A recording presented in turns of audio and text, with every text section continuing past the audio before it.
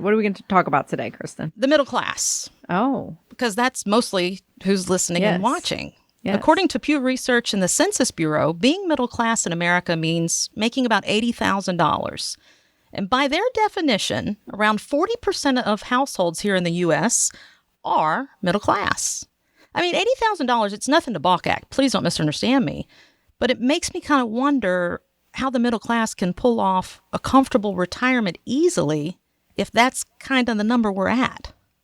You know, I would have thought the middle class percentage would even be higher than that, than 40%, really. But regardless, one of the things that you have to really think about is how hard it is for people in that income bracket right now just because of housing. The cost of housing, the cost to buy a house, yes. the cost to rent an apartment or a home, it's just crazy. We were just talking over the last weekend. There's someone we know down in the Palm Springs, Florida area, Palm Beach, Florida, not Palm Springs. And they bought a property they probably have maybe $1.5 million in it. They bought 5 years ago, and it's listed now for $4.5 million. Yeah. Good for them. I mean, that's not a house I'd be looking at. But well, and we were driving around and we saw properties for sale when we were down there for our meeting. Right. And, but when you think about the middle class and 80,000 a year, is that what you said, Kristen? Median, yeah. The average cost of living for a family of four is said to be in Ohio $48,000. I think it's higher than that, but that's the average. It can skew higher or lower than that number. And you think that doesn't leave much per year in the way of savings because you have taxes on top of that, plus you have money you're putting away to save, and Yes. depending on your age, that's not a really large number that's there left for just everyday things you want to be able to do.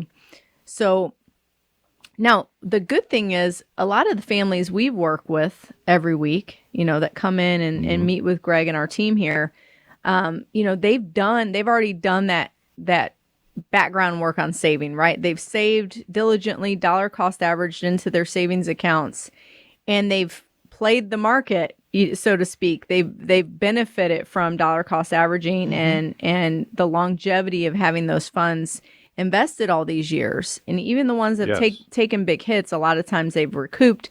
And so for the most part, the families we meet with, they're looking at this $80,000 a year not as like a detriment because they're not going to be able to save enough for retirement, but hey, I've already saved.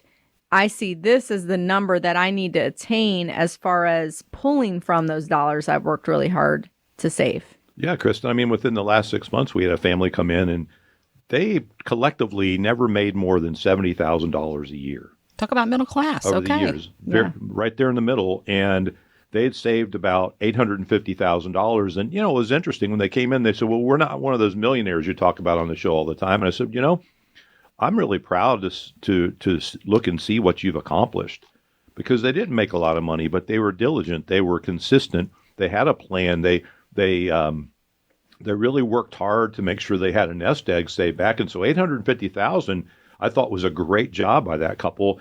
And the cool part with what they were used to spending and how they'd lived their life, they were going to be able to maintain their lifestyle and still be comfortable transitioning into retirement with what they had saved. And another couple we've worked with for a few years now, neither the husband or wife, either one, they both worked, neither one made more than $50,000 a year. But they had amassed, and what's interesting is they lived in a very, not a poor area, not a bad neighborhood, but a very modest home that they lived in for over 30 years that was paid for. They didn't pay more than $50,000 for the house. And they'd saved over $2 million for retirement. They just were diligent. So I think what's hard, though, when we hear these studies, and so like I said, when I first started out, I think a lot of times you can approach these studies from different ways. The younger listener, because we do have listeners that check in with us every week on the show and they're not ready for retirement and say, okay, what do I do moving forward? Well, that's a different conversation for those that are already ready to retire or already in retirement and looking at the economy and looking at the news and saying, okay, I don't know if this number is going to keep moving up and how am I going to account for that with the dollars I've saved? So I think we need to speak to that a little bit more in saying that, you can, based on those examples you just did, you can make it work. We just need to have it written into your plan. And you also need to understand how different of a situation it is now that you're retired. Now that you're pulling those dollars, you're not saving those dollars necessarily anymore. Right. And how we're going to move forward with a plan that's going to be comfortable and make you confident that you're not going to run out. For sure, because if you save for retirement, I mean, the number one question that we get in the office is how do we make it last? And it's really all about transitioning. It's learning to transition from a saving plan to a spending plan. But aren't transitions hard? Isn't that like the hardest thing you have to do? Change is. is difficult. Yes. We were at the airport and this poor baby was screaming his head off and they had just come. It looked like they had just come from another flight, like we had a connection.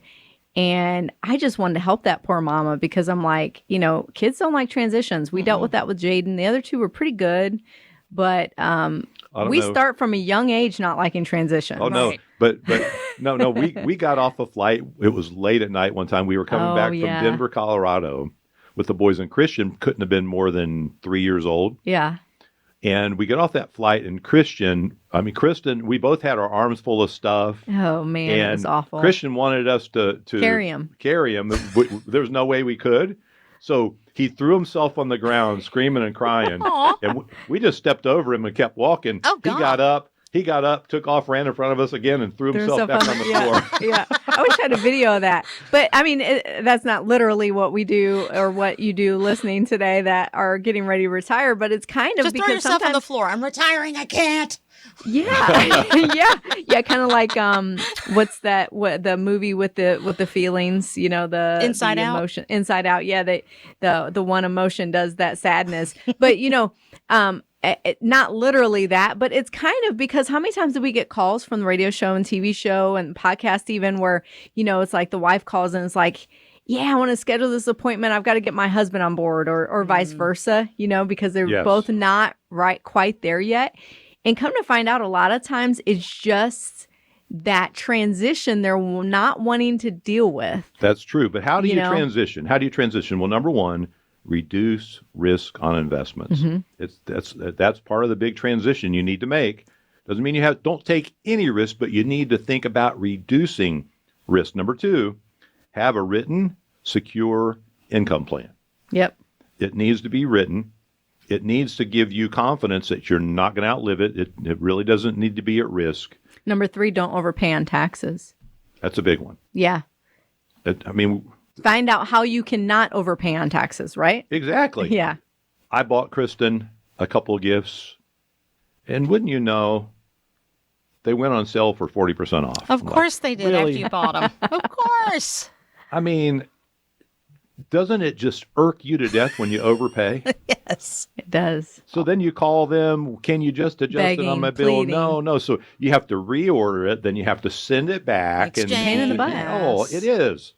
So I hate But overpaying. it's worth it because now I get 40% more, right? Because you Whoa. got a deal. That's Kristen math right there. Yeah. Okay, go ahead. And don't neglect to have a plan for health care, Yeah. because that's one that can be like a house payment in retirement if you're not prepared for it. You need to have a plan for all these things. And, it's simply just doing your due diligence. And the way you start is just pick up the phone or go to the website and say, you know what? These are some things I'm not 100% sure about. Can we get some help?